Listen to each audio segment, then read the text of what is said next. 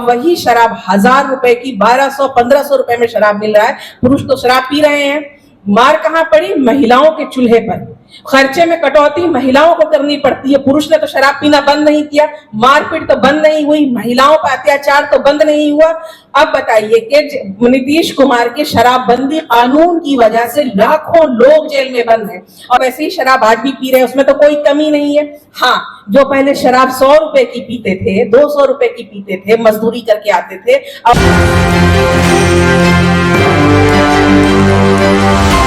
भवन में अपनी जो रैली की थी महिलाओं के लिए, तो वहां पे ये दिखाई दिया था कि कितनी महिलाएं हमारे जनसुराज से जुड़ी हुई हैं। इतनी महिलाएं आ गई थी कि पूरा वो जो परिसर है भर गया था, हॉल में बैठने की जगह नहीं थी, हॉल भर गया था। तो मैं यही कहना चाहूंगी।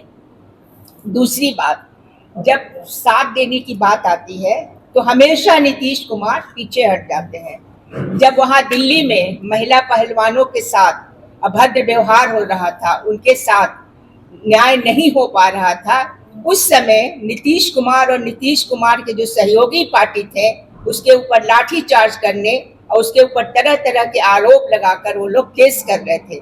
उस समय नीतीश कुमार कहाँ गए थे? उस समय महिलाओं के लिए जो उनका विशेष कॉर्नर है जो वो याद करते हैं, वह कहाँ चला गया था?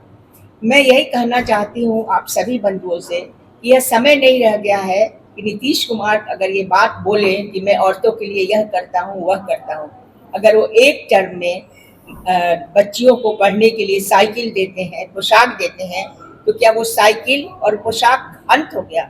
बहुत सी बच्चियां तो पढ़ के निकल गई होंगी, उसके बाद क्या?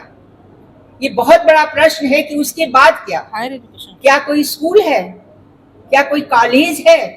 उन्होंने आज तक कोई ऐसी कॉलेज स्थापित नहीं किया, ऐसा कॉलेज कि जो सिर्फ महिलाओं के लिए और बच्चियों के लिए हो। यहाँ तक कि क्या आप पटना में देखिए, इतनी सारी हमारी पत्रकार बहनें हैं, वो आज बैठी हुई हैं, लेकिन पत्रकारिता के लिए एक भी कॉलेज पटना में नहीं है। विभाग है, जितने भी यूनिवर्सिटी में है वो विभाग है, लेकिन एक कॉलेज तक नहीं है। तो हम कैसे मान लें कि नीतीश कुमार जो है महिलाओं के लिए कुछ विशेष आदर और भाव रखते हैं? इसलिए मैं उनके इस कथन का सर्वथा विरोध कर रही हूँ और मैं चाहूँगी कि वो इस बात को सुने, और मैं यह भी चाहूँगी कि आप लोग इसको सुनाएं, क्योंकि आपके माध्यम से ही हम लोग इस चीज़ को सुना सकते हैं, उनके घर पे जाके तो सुना नहीं सकते। धन्यवाद। सवाल है आप लोगों का?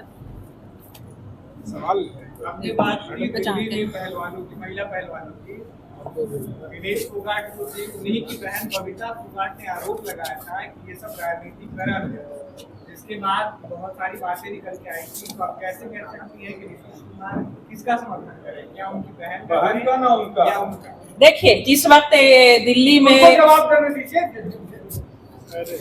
जी हाँ, स्पष्ट करिए एक बार फिर से। मैडम सामने देख के बोलना। विनेश फोगाट जो है, विनेश फोगाट, साक्षी मलिक, ये सब लोग धरने पे बैठे थे, लेकिन विनेश फोगाट की बहन जो है बबीता फोगाट, उन्होंने ही आरोप लगाया था कि ये जो आरोप है राजनीतिकरण की जा रही है, राजनीति लाने के लिए, और कांग्रेस के द्वारा कराई जा रही है। इसमें क्या कहिए? इसलिए आरोप सिद्ध भी हुआ था।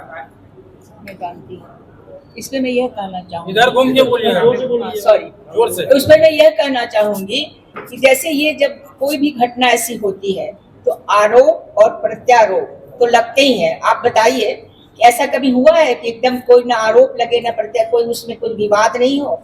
ऐसा होता है, लेकिन हमारा फर्ज बनता है कि हम अपने विवेक से हमको सहायता करनी चाहिए। अगर दो बहनें हैं और दो तरह की स्टेटमेंट दे रही हैं, तो हमको ये देखना होगा कि हम किस तरफ जाए, ये हमारा अंतर गवाही देगा। इसलिए मैं ये कहना चाहूंगी कि यह प्रश्न यहाँ पे मतलब वस्तु स्थिति उसका नहीं है। प्रश्न पूछना। 2025 चुनावी वर्ष है और इस दौरान तमाम पार्टियां जो है महिला वोट बैंक को साधने की कोशिश कर रही हैं। जी, 2025 चुनावी वर्ष है और इस दौरान तमाम पार्टियां महिला वर्ग को साधने की कोशिश कर रहे हैं। तेजस्वी यादव ने माई बहन मान योजना की शुरुआत की है, तो एक तरफ नीतीश कुमार संवाद यात्रा निकाल रहे हैं, तो जनस्वराज क्या कुछ करेगा? हम तो ये जो आप माई बहन योजना की बात कर रहे हैं, ये तो हम पहले ही कर चुके थे। हमारा जो आप पढ़िएगा वो 5 जो सूत्र है, उसमें जो हम औरतों के लिए, महिलाओं के लिए जो उसमें हमने पेंशन, महिलाओं के लिए जो मैंने लोन दिया, उस सबको देख करके ही उनको होश आया तेजस्वी यादव को कि हमें भी कुछ करना चाहिए। कितना दे रहे हैं? आपको याद है ना कि उसके बाद ही ये योजना आई थी, माई बहन योजना। कितना दे रहे हैं ये बताइए। कितना दे रहे हैं हम? 4%। मैडम आपने एक बात और कही जी कि हर विभाग सिर्फ पत्रकारिता के लिए हैं, पत्रकारिता के कोई यूनिवर्सिटी या कॉलेज नहीं है। क्या जनसुराज आएगा तो पत्रकारिता के लिए कॉलेज खोलने का वादा करती हैं आप? हाँ, मैं वादा करती हूँ कि मैं जरूर कॉलेज जनसुराज के तरफ से मैं जनसुराज के तरफ से ही ये वादा करती हूँ कि मैं पत्रकारिता का कॉलेज जरूर खोलूंगी। मैं क्या खोलूंगी, मेरे पार्टी खोलेगा, हमारे नेता खोलेंगे। और मैं यूनिवर्सिटी का वादा अभी इतना जल्दी नहीं कर सकती हूँ, क्योंकि वादा वैसा करिए जो कि आप पूरा कर सकते हैं। विश्वविद्यालय तो नहीं, लेकिन मैं कॉलेज 1 या 2-3 कॉलेज खोलूंगी। मैम आप बोली शराबबंदी से महिला भुगतभोगी है, तो अच्छा उदाहरण देकर समझा दीजिए कैसे महिला। देखिए, शराबबंदी से नीतीश कुमार जी ढिंढोरा पीटते हैं कि शराबबंदी हमने महिलाओं के हित में की, लेकिन जब आप इस पर गौर कीजिएगा, बारीकी से देखिएगा, तो सबसे ज्यादा शराबबंदी का नुकसान महिलाओं को हुआ है। अब आप बताइए कि शराबबंदी जो कहते हैं, शराबबंदी यानी शराब बंद है, बिहार में शराब कहाँ बंद है? आपका तो शराबबंदी ही कहना मजहब का खेस लगता है। तो शराब तो वैसे ही चालू है, आपको जो है गली गली हर मोहल्ले डोर टू डोर शराब मिल रहा है। बात यह है कि आपने आय बढ़ाने का कोई प्लान नहीं किया, लोगों की आय नहीं बढ़ाई, कमाई नहीं बढ़ाई, वैसे ही गरीबी, वही गुर्बत का आलम है बिहार में। और जो पुरुष घर के शराब पहले पीते थे, वैसे ही शराब आज भी पी रहे हैं, उसमें तो कोई कमी नहीं है। हाँ, जो पहले शराब 100 रुपए की पीते थे, 200 रुपए की पीते थे, मजदूरी करके आते थे, अब वही शराब 1000 रुपए की 1200-1500 रुपए में शराब मिल रहा है। पुरुष तो शराब पी रहे हैं। मार कहां पड़ी? महिलाओं के चूल्हे पर। खर्चे में कटौती महिलाओं को करनी पड़ती है। पुरुष ने तो शराब पीना बंद नहीं किया, मारपीट तो बंद नहीं हुई, महिलाओं पर अत्याचार तो बंद नहीं हुआ। अब बताइए कि नीतीश कुमार के शराबबंदी कानून की वजह से लाखों लोग जेल में बंद हैं, और ज्यादातर मजदूर तबके के, निचले तबके के लोग हैं। कोई बहुत बड़ा बाबू नहीं है, कोई बड़े बड़े व्यापारी जेल में बंद नहीं।